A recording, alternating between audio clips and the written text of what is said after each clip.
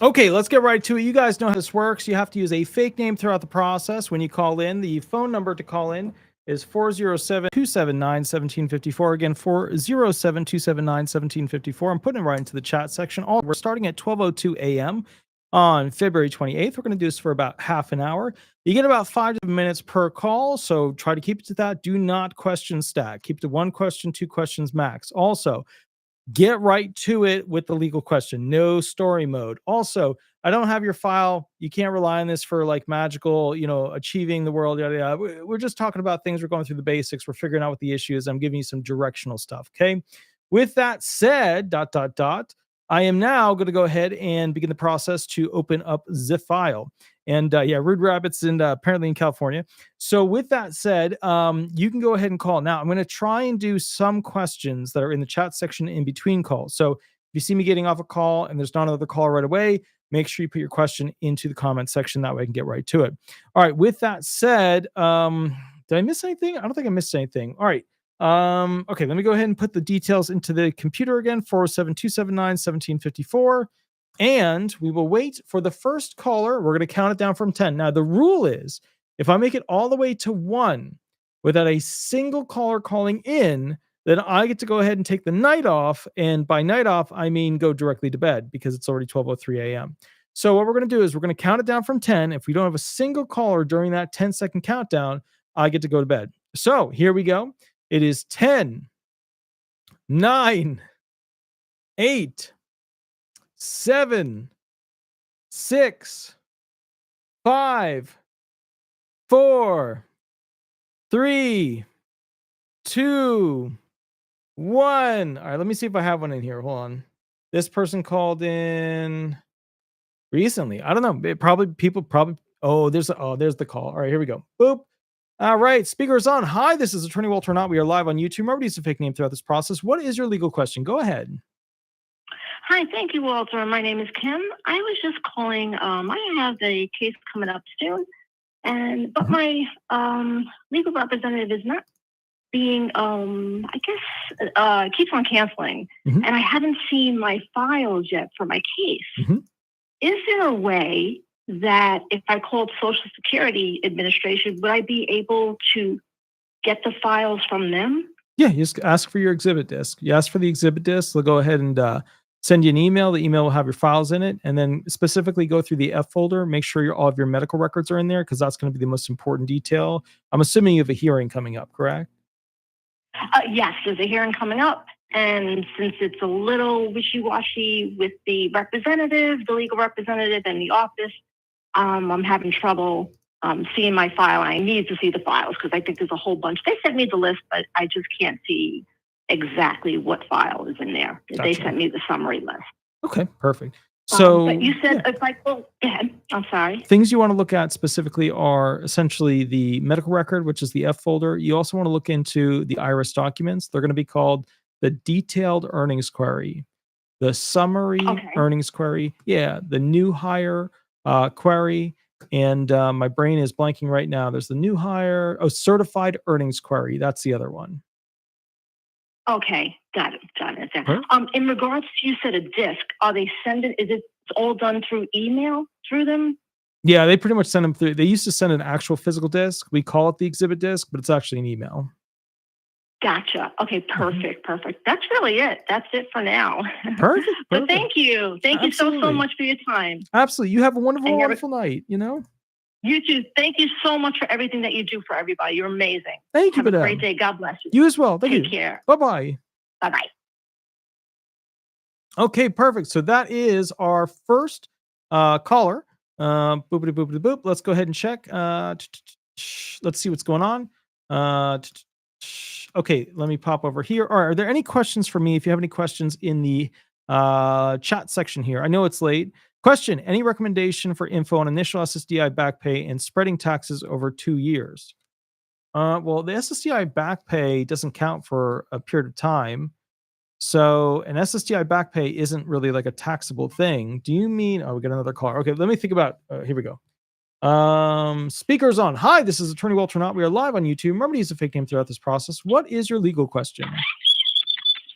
Yes, I have a question about One second.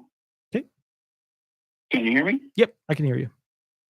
I have a question about the Doge payments.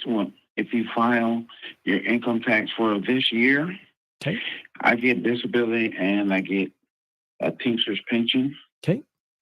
And I file for my Teamsters pension and I don't file for my Social Security. Will I be available to get the $5,000 next year or whenever they start to roll out those payments? I mean, nobody really knows because they're going to change the rules willy-nilly. There's no direct definitive way that we're going to know exactly who they're going to pay, because right now they're talking about people who paid taxes in 2024 for federal income taxes. So, I mean, that's people earning over $14,000, if you're under 65, over $16,000 if you're over 65. So, we don't know. They could change those rules tomorrow. So, I mean, if you paid taxes in 2024, you're part of the club, federal income taxes. If you didn't, then you're out of the club. So, but again, look, this is one of those things where tomorrow they could come out with a status update. In fact, I was just reading an article about brand new news where they're saying that multiple individuals who essentially, were high level, managers at the SSA in regional offices have officially stepped down and found new jobs because they were afraid of what was going to happen to them and they were waiting to basically get fired. And we're going to talk about that article and go through the details tomorrow. But kind of the bottom line, just to be very straightforward with this whole thing, nobody knows. Maybe they could give a check to everybody. They could say, we're giving a check to everybody and therefore everybody's getting less. Or they could say, we're going to give it to these groups because these groups need it the most. And they can include retired, disabled, etc. But we just don't know. Yeah. Yeah, because I was just wondering because I don't file taxes for my Social Security, but I file for my pension. So, but what are the earnings though? Like how much earnings are in there? And are you paying federal income taxes? It's only $5,000. Okay. I make $5,000 a year off of it. I don't know. The thing is, like, we have what they're willing to give us. We don't have more. So it's really just a crapshoot as to what it ultimately comes down to and how it ultimately plays out. We just don't know. Okay. Mm-hmm. Thank you very much. I appreciate it. Absolutely. You have a wonderful, wonderful day. Okay. You the same, sir. Have a good one. Thank you, sir. Bye-bye. Bye. Perfect. All right. Let me go back to, hold on. Let me scroll back to the live. All right. So, Kosher, Walter, my understanding was I would have to calculate income tax for $78K net back pay. Oh, yeah. If you have mega back pay, then yeah. There's the phone's ringing again. But yeah, if you're up in that, yeah, absolutely. You're gonna have some, yeah. All right. So hi. Oh, there we go. Hi, this is Attorney Walter Hnot. We are live on YouTube. Remember to use a fake name throughout this process. What is your legal question? Go ahead. Hey there, Walter. We'll just call myself David for tonight. This might be a more unconventional question. I am a current DDS worker. Sure. I'm a claims examiner, adjudicator. Sure.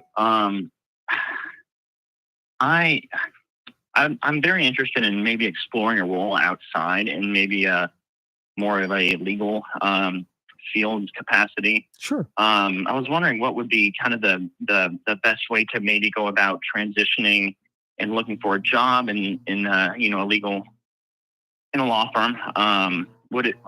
Should I maybe look into getting a eligible for a direct payment sort of certification, or should I go about getting trying to get a paralegal position, or what would that look like? That's a really good question. And what you're asking is, how do you present yourself the best possible way to get the highest paid job in the private market of law fields? All right, let me ask you this real quick. Which, do you want to do crim law, personal injury law? Like, what type of law do you want to do? I'm very interested in Social Security disability. I just don't know if that's a big enough field to where there's going to be a lot of opportunity. If there's a lot of positions out there for what the difference would be between being a paralegal versus a non-attorney rep, what those certifications really mean in the grand scheme of things. So I'm sorry, I don't have a specific question. No. I have a lot of questions, I guess. It's a really good question though, because obviously there's a lot of people questioning at the SSA, okay, what is Trump going to do? How's this all going to come down? And the thing is too, like I was speaking with somebody at the SSA today, and they were asking me not the same question, but it was a little bit different. But so Social Security disability, fewer people are applying each year. More people are trying to work and suffer with the impairments they have because the economy is not so great. So there's shrinkage in the field with how many applicants there actually are. And what we're going to probably be seeing with the law firm situation is that all the smaller and mid-sized law firms are going to get gobbled up and purchased up by the larger law firms in the disability field, because what's probably going to happen is once the borrow rate is essentially better, they're probably going to go ahead and begin the process of, getting loans to purchase other firms.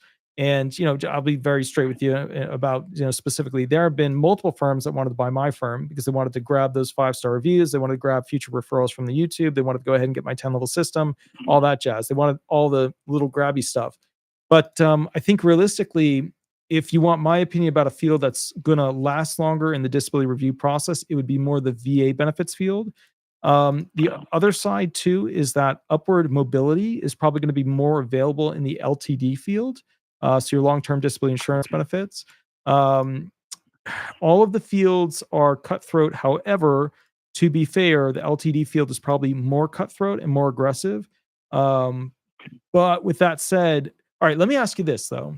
What is your passion? Like, what is the thing that you want to do that's something you've always wanted to do, something you've always wanted to get into? What's the thing that you're excited about? The thing is, I'm excited about. I want to feel like at the end of the day, somebody. I don't know. I'm in the process of applying to police academy Sure. right now. I'd also, was interested in maybe expanding, kind of my, few years of experience being adjudicator, and maybe going into a Social Security, disability, paralegal kind of a role. At the end of the day, I want somebody to look at me and say, you brighten my day. You helped me along. You helped put me in a better situation. And unfortunately, I wish that was the case with my current job, but it's just not. Let me ask you this. Is it the feeling of you want to help people in general? You want to help disabled people specifically? You want to help people who are going through some traumatic situation? Like, give me some direction on, what the good vibes feeling is and how you get to it. And this is this is a super important question, because a lot of people never ask themselves this. And so they never actually get to the thing they want to do. They kind of like flutter around it. And what you're saying is you like to help people, and you like people appreciating the help, and you like to be successful with achieving things that will help them. And that's good. Absolutely. But now tell me specifically, what types of individuals do you want to help out the most? What types of, legal situations, or because, you could literally help people working on a cruise ship. You could do legal work for a cruise line. You could do, all kinds of things. You could work for NASA, helping scientists, go through this, or you could do all kinds of things. You're not limited to disability field alone. What's the thing that you really enjoy? And if you haven't thought about that, what are some bullet points that you can give me? So, direction as to what you might enjoy if you tried it out. I think there's a lot of, so my background is, I have a bachelor's degree in, bachelor's and associate's degree in paralegal studies. I was planning on going to law school. It just didn't work out. But my less experience, in the real world self really wanted to be, a criminal defense lawyer. And, that's still definitely, in the realm of possibilities. But as I've been in this role for the past couple of years, I've really felt like helping disabled people, the most vulnerable among us, and the people that need the most help, that need the most guidance through this process. I feel like it would be an amazing calling to try to explore. And I'd really like to get some sort of experience in the private field with trying to help people through this process, because of the fact that my education is in being a paralegal, and I'd really like to move forward with trying to help trying to help people. That's why I applied to police academy, because I want to help people that are in need right now. There's a lot of legal fields where you can represent people on cruise ships. You can do personal injury. You can do all sorts of things. You can represent businesses. You can do all sorts of things. But I really I just want to be in a position where where at the end of the day I feel like I help somebody, and somebody is looking at me in the eyes and going, hey, you know what? Thank you for what you did for me today. I'm in a better place because of it. And I guess a big question would be, I would be really interested in trying to explore an opportunity, maybe an internship or something. And I don't know if that's even, I don't know if that would be a conflict of interest while being a DDS worker. I would obviously be a conflict of interest to represent people in the state that I'm in, but I don't know if in another state, if I were able to help people out in another state where I don't have access to, sensitive information, if that would be even a consideration that I can make. So what I want to do is I want to take a moment and assess basically your, capacity with legal understandings. So a lot of people will come to me and they say, hey, I want to do this, I wanted to do that. Law school didn't work out, never got a chance to take the LSAT, yada, yada. Did you actually get a chance to take the LSAT, or, you didn't? I have not yet, no. Okay. Are you willing to do that?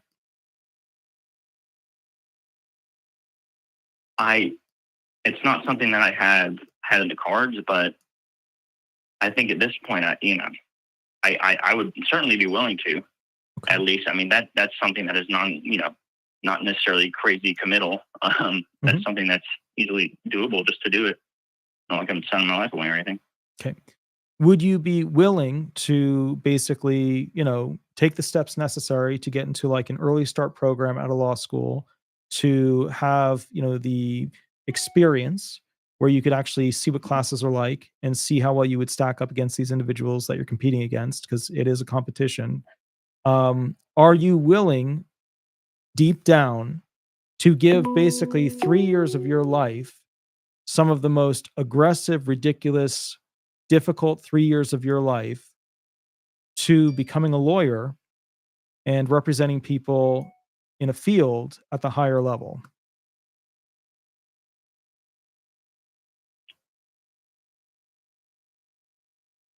That's something that would be, I would definitely be willing to explore. I don't know that I can make that commitment right now, but there's nothing stopping me. Okay. I will say that there's nothing stopping me. So there's something, So I have a person that goes and works at the homeless office with me, who basically is in college and she's training, and she was looking at paralegal, and then I got into her ear, and now she wants to go and be an attorney. And so what I do with her every single week that she goes to the office is I give her a case to work on, and she briefs me on it. And, we basically go through the ups, the downs, culture of what's going on, Supreme Court rulings, how everything changed over, what happened with the president, why did they issue that, et cetera. And as a result of that, she's working towards the letter. And the letter is one of the important things. You need the LSAT, right, score. And then the other thing that's really helpful is the letter. The letter basically goes to the dean from somebody who's been part of that law school before. And then that helps with a bunch of things. It could be, scholarships, could be early admittance. It could be all kinds of things. It is one of life's greatest journeys to become an attorney, but it is limited to those who have particularly high IQs who are able to compete. You've been through a lot of formal training through the SSA, which is going to give you a significant advantage to analysis skills. And law school is analysis.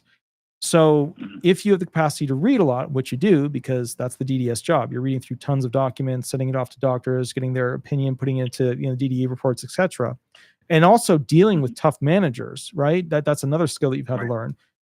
This is an opportunity. Now, a lot of people, law school, very scary, very difficult. The first semester, they kick out 1/3. After the third semester, they kick out another third. But I've got to be real fair with you on this. If you have the training from the SSA and the analysis skills, and you have basically people that you can call to show you the tricks of how to get through law school. Let me give you an example of law school. One of the things you have to know is that in order to succeed in law school, you have to go to the professor's private hours where they set aside time to meet with students who have questions. And for each and every chapter, you have to ask the professor, what did they feel was the most important question from that chapter? Because that is the exact question that's going to pop up in the exam. And as a result of that, you then know and have a schematic on what are the tough questions that you need to go learn all the elements for. There's all these ways to do better. And so my suggestion to you is you have basically 3-level options, right? Option number 1 is go up. That's the lawyer gig, right? Option number 2 is do what you're currently doing. Just get, whatever you need for, basically certification, paralegal, whatever you want to do what you're already doing. You're just going to be swapping out of the government sector into the private sector and doing it there. And then of course you have the other option, which is changing industries completely. So with that said, my next question is, financially, do you want to earn a lot more, a little bit more? Where are you on the spectrum of what you're willing to say you want to earn going forward? I'm in a position where I'm motivated, and I think the combination of,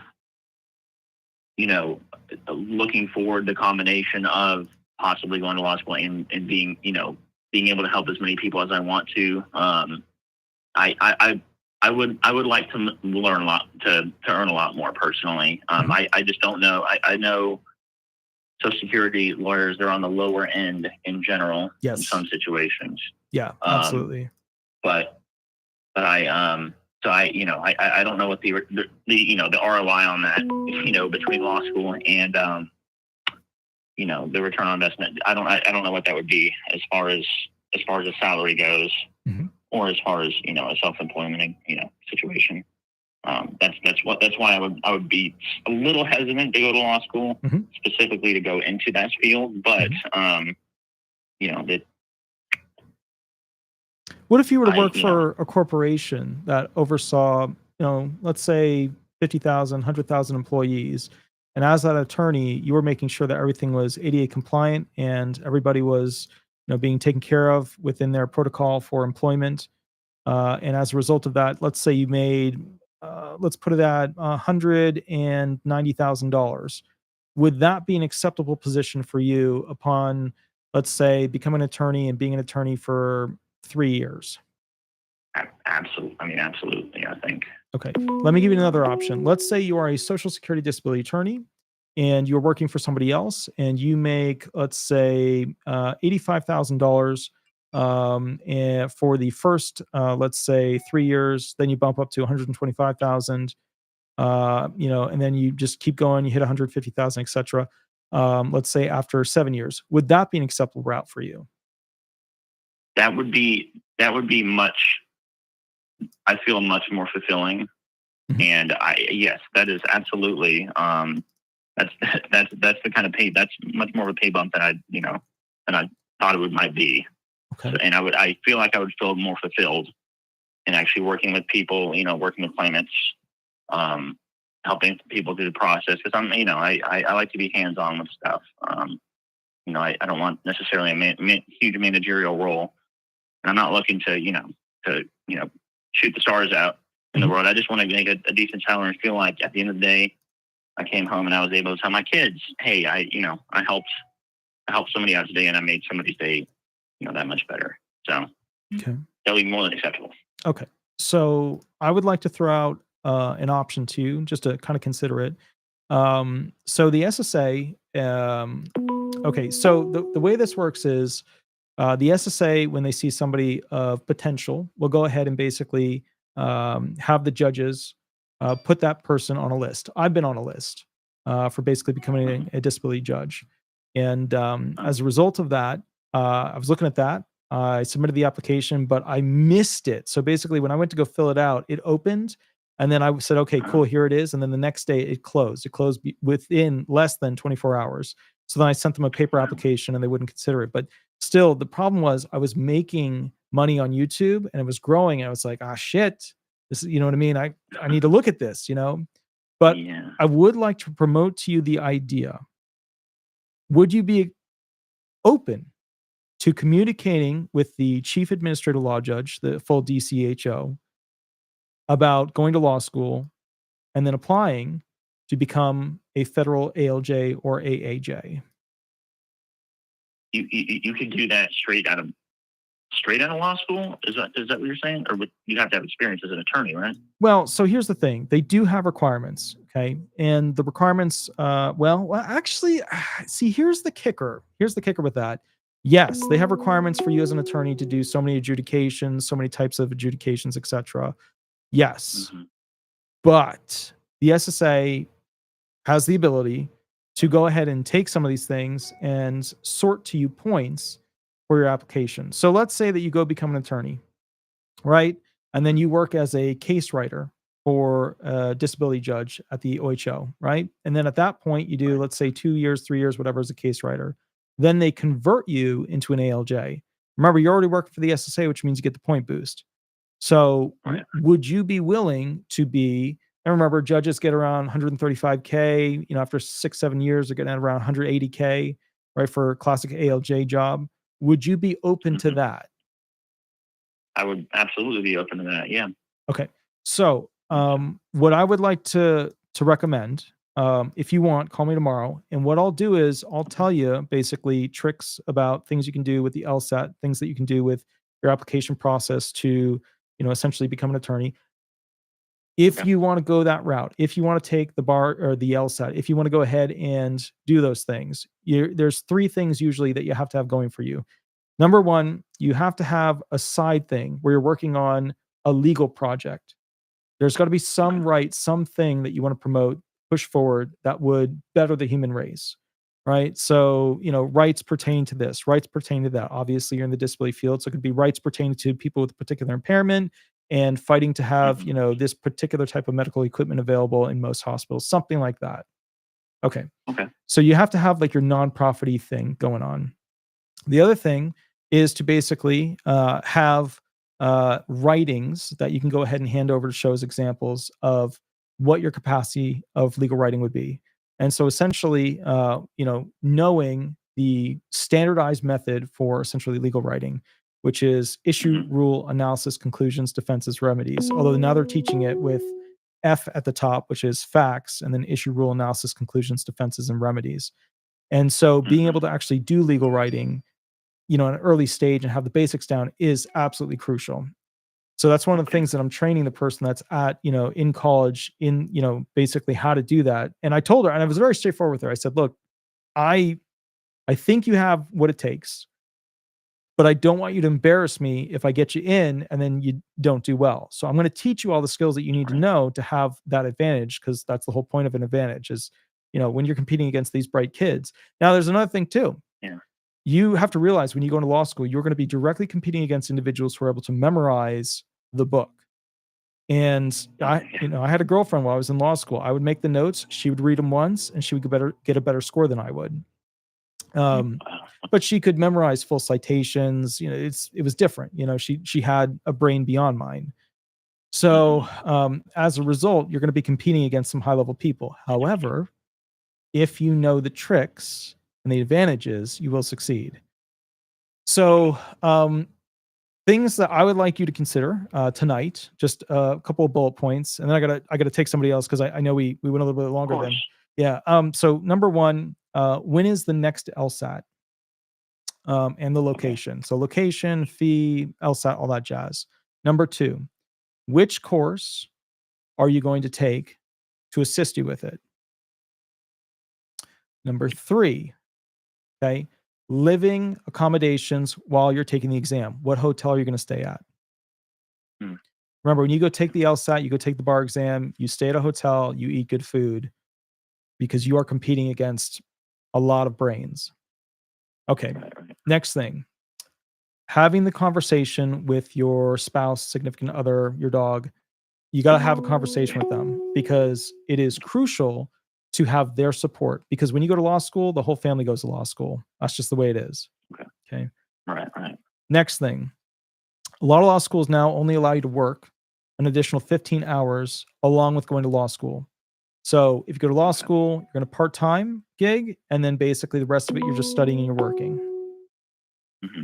Next thing. When it comes to, basically getting into law school, you're going to find people that have been to the law school that you want to go to, and you want to buddy up with them and ask them questions about it, because ultimately what you want is what I call the letter. It's the golden entry letter. It's where that person who's been to that law school writes a letter to the dean requesting that you be reviewed for entry into that school. And then with that entry goes all of your documents as well. That way you're going in with the handshake. And law school works a little bit like that, so you just got to kind of keep that in mind. All right. I have somebody in mind. Yeah, like if you want to go to Berklee College of Music, or sorry, no, that's my. If you want to go Barry Law, right, you would come to me and say, hey, yada yada yada, I want to go here, blah blah blah. Barry Law has changed a lot since I've been there, but bottom line is, you pick the school that you want to ultimately go to, that's in your area, yada yada, because law school is old school. It's still going to have a lot of classes that are in person. Okay. Realize right up front that law school might not be for you, and you have to make a plan B that is totally and completely acceptable to everybody, including yourself and your family members. It is not a shame. It is not a horrible thing if it's not for you. And, just recognize that right up front. Now, I would also like for you to go and get the contact information specifically for basically Chief Administrative Law Judge Jay Ortiz. Jay Ortiz is, he's directly under, Jim, the Assistant Deputy Commissioner, the hearing operations, OHO stuff. And as a result, I want you to reach out and say, this is something I'm considering. Is there anything that I can do with the SSA that would assist me with becoming an administrative law judge in the future to assist people?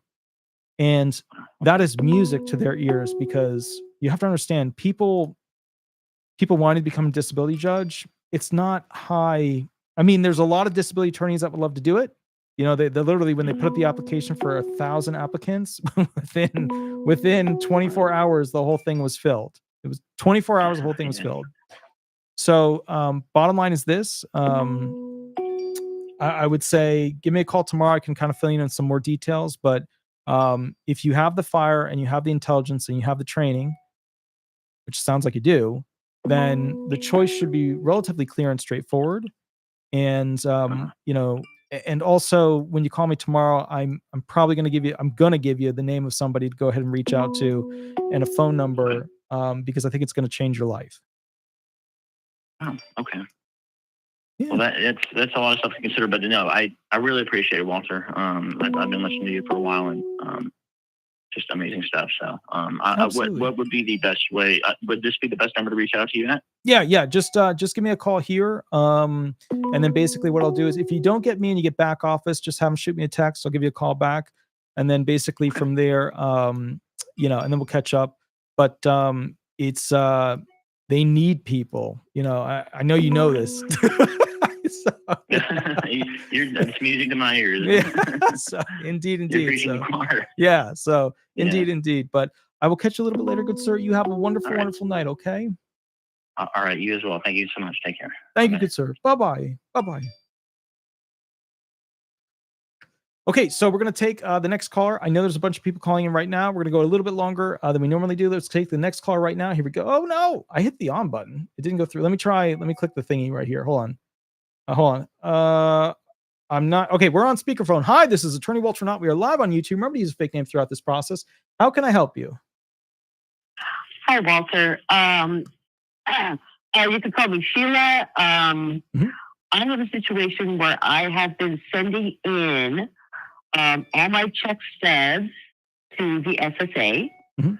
I sent them once and I got no response. So I called you and you suggested I send an SSA 795, kind of explaining the situation with all my documentation. And I did so. Okay. And I got a response. Good job. And it was that they made an error and underpaid me and added an extra payment and started paying me more. Yep. Okay.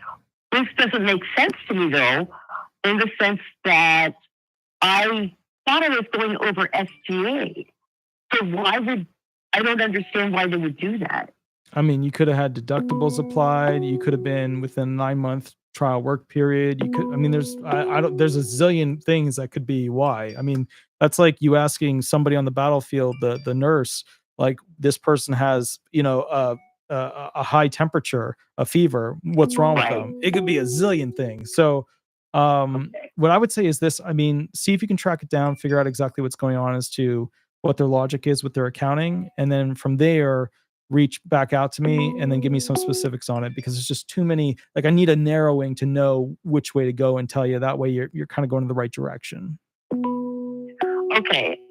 So just call them basically and refer to the letter that they gave me. Yeah, get some specificity. The SSA tends to be a little rough on specificity when they send out those letters because they're trying to put the least amount in to get the most, just get as many of these letters out as quickly as possible. They tag it to the file, put their little note in, and then boom, they're on to the next one. Got it. Okay, thank you for your time. I appreciate it. Absolutely. You have a wonderful, wonderful night. Thank you so much. Bye-bye. Bye-bye. There was a person, I accidentally hit the on button, and I think it went to hold. I'm not really sure. Let me see if I can get this person back on the phone. I'm clicking this person. I'm clicking their on. I'm putting the speaker on. Let me see if I can get this person real quick to answer the phone. I think this was the person that I put on hold. I think. I'm not sure. Let me see. Hi, this is Attorney Walter Hnot. We are live on YouTube. Remember to use a fake name throughout this process. That was a person. That's the person that's called me like 1,000 times. 1,000 times. All right, let me try calling him again. Hold on. Let me see if I can get through. Let's see if we can get him on speaker. Here we go. Please leave your message for... Oh, God. All right, there we go. All right, so we're going to wait for the next person to call in. We'll do one more call. Here we go. All right. Hi, this is Attorney Walter Hnot. We are live on YouTube. Remember to mute the phone on your end and use a fake name throughout this process. What is your legal question? Go ahead. Yep, go ahead. So you got to mute the phone on your end. Go ahead. There you go. Okay, is that better? Yeah, as long as you mute, you don't mute the phone, you mute the video in the background. That way we're just talking through the phone. So if you see like the YouTube video playing, you just mute it and then we'll be able to talk through the phone.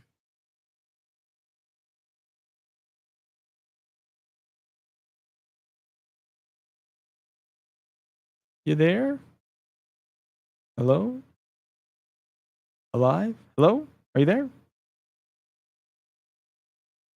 Yeah, I'm here. Okay, cool. Awesome. What is your legal question? Go ahead. Yeah, I've been having a lot of trouble trying to get the payments department to try to send me the information on my back payments so that I can give them to the long-term disability and get the back payment settled from them. Wait, like Is there LTD any way benefits? that I can pressure them? Do you mean SSDI benefits or LTD benefits? Like LTD are private, SSDI is, federal SSA. Well, I have my SSDI benefits, and Okay. they sent me a back payment check, Okay. which I need to give to long-term disability. Okay. But SSDI is not sending me the list of what they paid out Okay. and taking the Medicare back payments and so on and so forth out. Okay. So it's a different amount than what they're giving me on the letter that states they just took the attorney fees out. Okay. So you just want to know how to get the payment division person that's in charge of your claim to get the actual payment. Yeah, I needed to list out the information that says they paid me X amount for this year, X amount for this year, and then took out the Medicare back payments out. Okay. And I've called my congressman.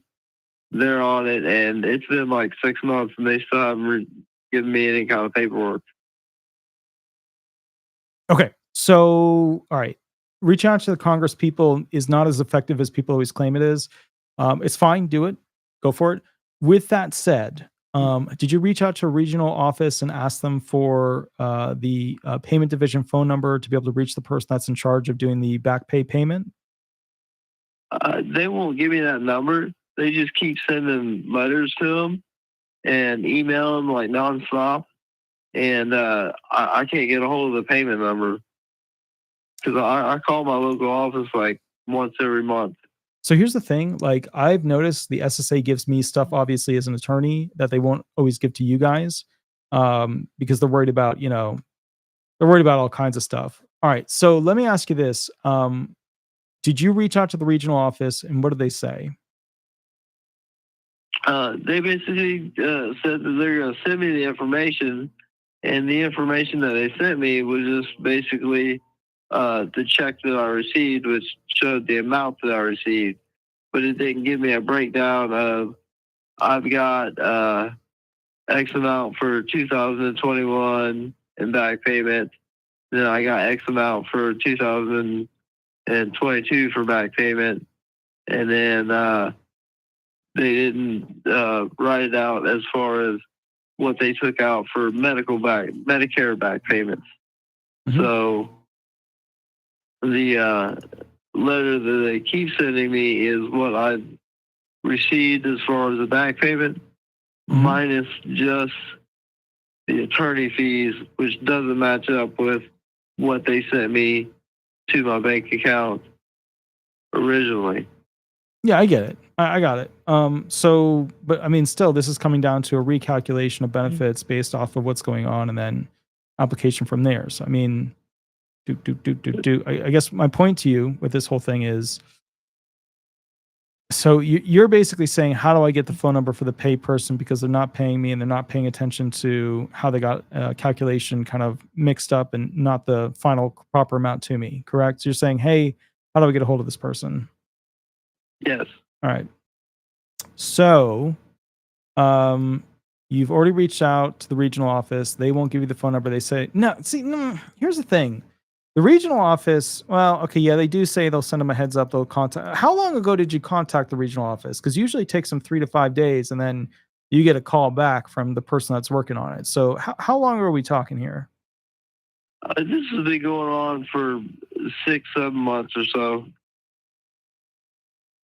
Damn, that's a long time. At this point, if you can't get access and there is a problem, and they're not willing to give it to you by the regional office, and I'm assuming you already went to the local field office and asked them, although that can always be a tricky street because they don't always get stuff right there.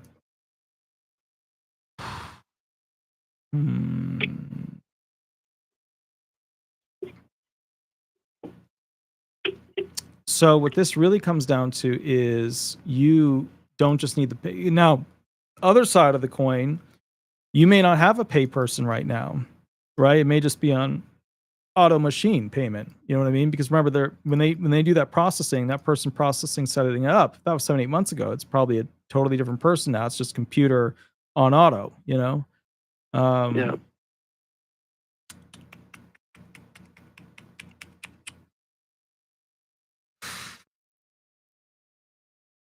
I think what you're going to have to do is submit a 561 and appeal the payment that they gave you and outline in a brief why you're appealing the situation and request that they basically, go ahead and pay you the proper amount.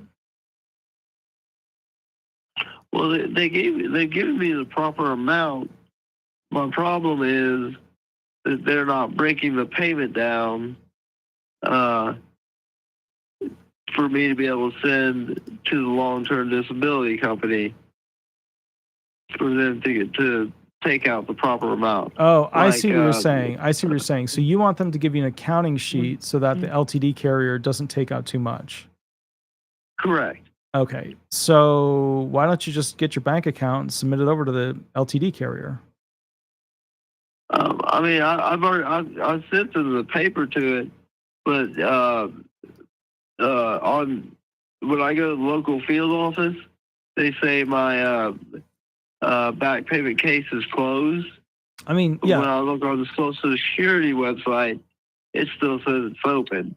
So real quick, so you're basically trying to make sure that the LTD carrier doesn't, essentially, ask for too much money back since you were given back pay, and they're trying to snooker the back pay back to pay for the LTD.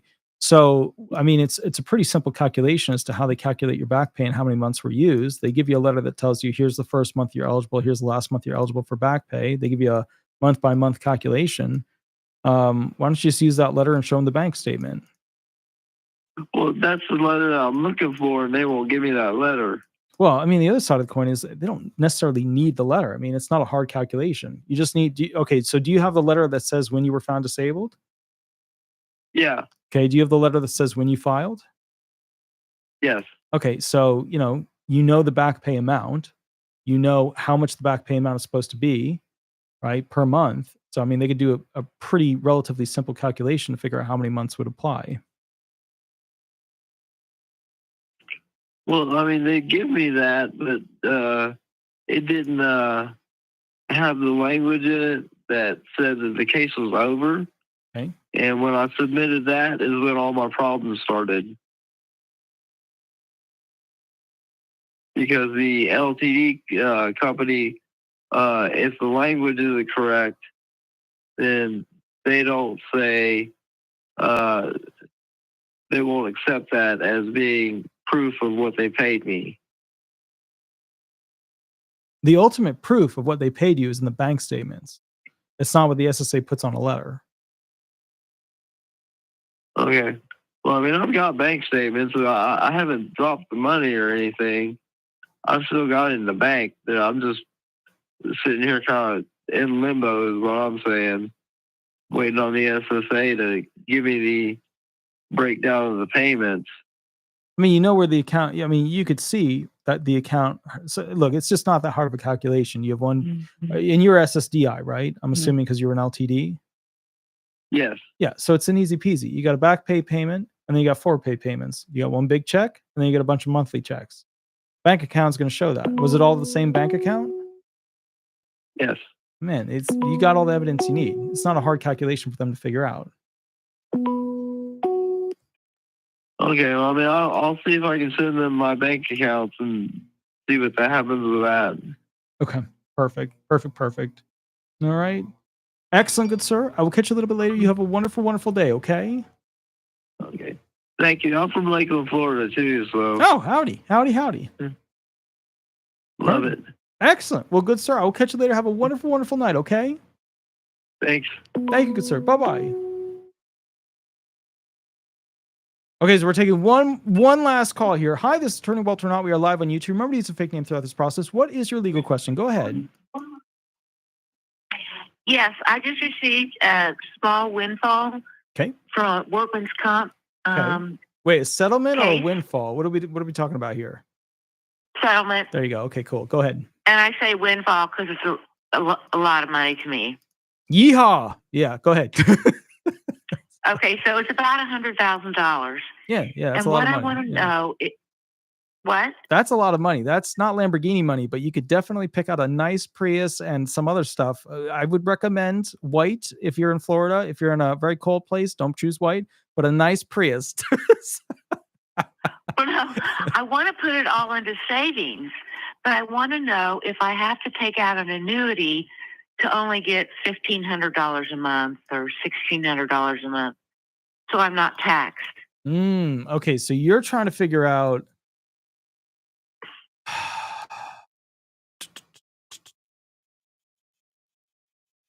I can't just take it all. Because $100,000, what you're really talking about is a trust, not just like an annuity, but like a trust that invests in things inside the trust.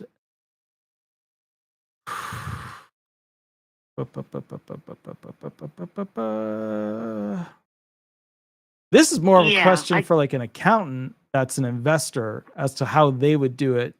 Like I would like a tax accountant or a tax attorney, or just like, like a person who studies finance. That's more of a question for them, not so much me.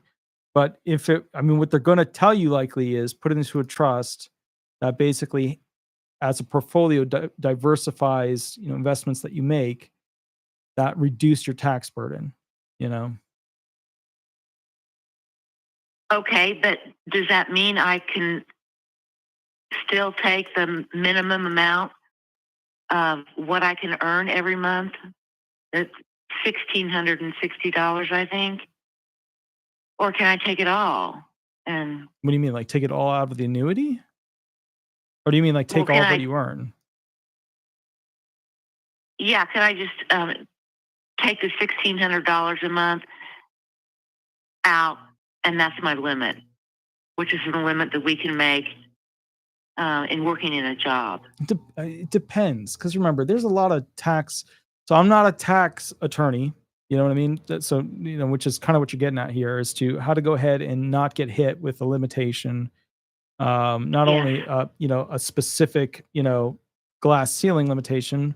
All right. So this is what I would do with your particular situation. I would have you go and consult with a tax attorney or somebody who does investments, and ask them how they would spread out the funds so that you can go ahead and have the smallest tax burden possible. But I'm telling you, they're gonna have you put into a trust and diversify the assets, because you got to be careful. You got to be careful right now. There's just a lot of stuff. There's too much stuff going on to just have it in one annuity. Oh, really? Okay, so I've got to do it in a trust. All right. I mean, the trust can have Okay. annuities that it creates and uses and pays into. It can do that, but it's just I wouldn't put it all directly into one particular thing. Things are a little bit too chaotic right now to just go with a singular. And remember, $100,000. You know what I mean? You can.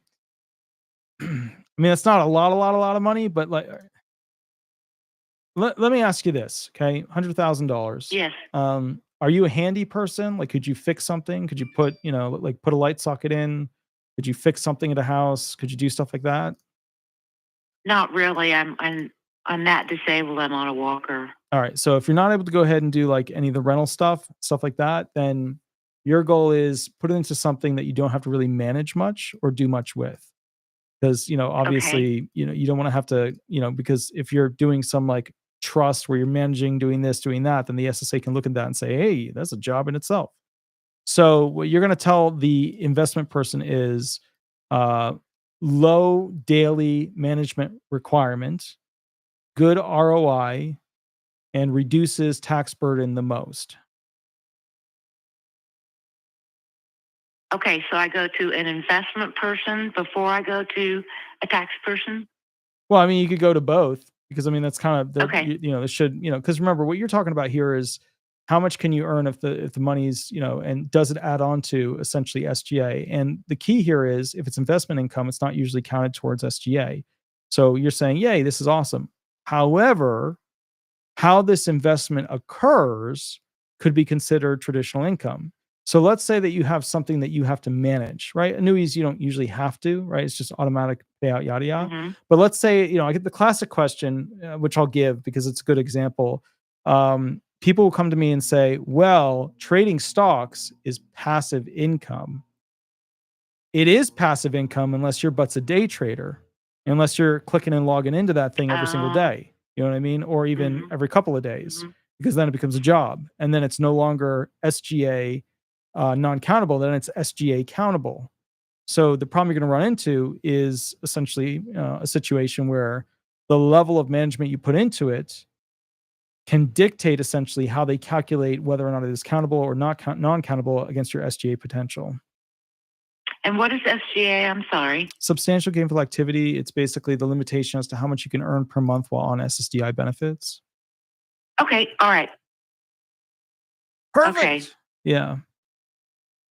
So like, the All right, well- 1620. Yeah. Yeah. All right, so off I go to see a tax attorney.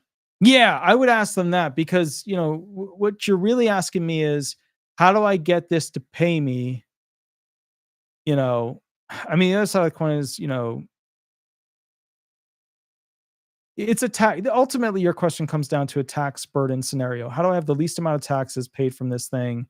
Ultimately, Right. as it goes into my bank account, yada, yada, yada. So what I would say is this: go talk with the tax attorney, schmooze them up a little bit and figure out from their brain what the direction should be. But remember, low management, high ROI, that's reasonable. And then basically, whatever you're getting paid, obviously under SGA, if it's any potential of it being considered traditional income as opposed to investment income.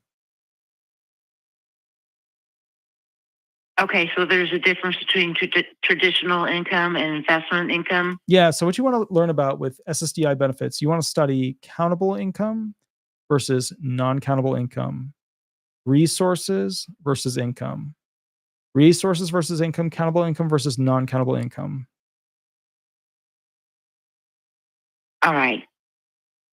Okay, well, I thank you very much for your time. Absolutely, absolutely. You have a wonderful, wonderful night. Okay. Thank you very much, Walter. Thank you so much. Have a wonderful night. Bye bye. Bye. Bye bye. So that's a tricky situation because you have to consider what is the propensity for likelihood of that amount of return per month. Because with that something like that, you would get, I don't even know, because it would depend on what you put it into. But each month, a couple $100 would be on the higher end. So I don't think she would achieve SGA, but what it really comes down to is how does she get it paid into her account with any tax issues attaching. So that's what it's really going to come down to. But anyways, I will catch you all a little bit later. You have an absolutely wonderful night. I am super tired. It's 12:57, aka 1 a.m. So it's super duper duper duper duper early. I will catch you all a little bit later. You have a wonderful, wonderful night. Please remember to like and subscribe if this video helped in on any way. That would be awesome. To go to Google, type in Disability Resolution Law Firm or Disability Resolution Florida, throw some stars up there. Whatever you choose, totally fine. It's just they get me jazzed up, and I always like that. I will catch you a little bit later. We have Friday tomorrow. Friday, I'm going to be on calls. So if you call the law firm, you should get me at some point. You'll get some other people too, but that's okay.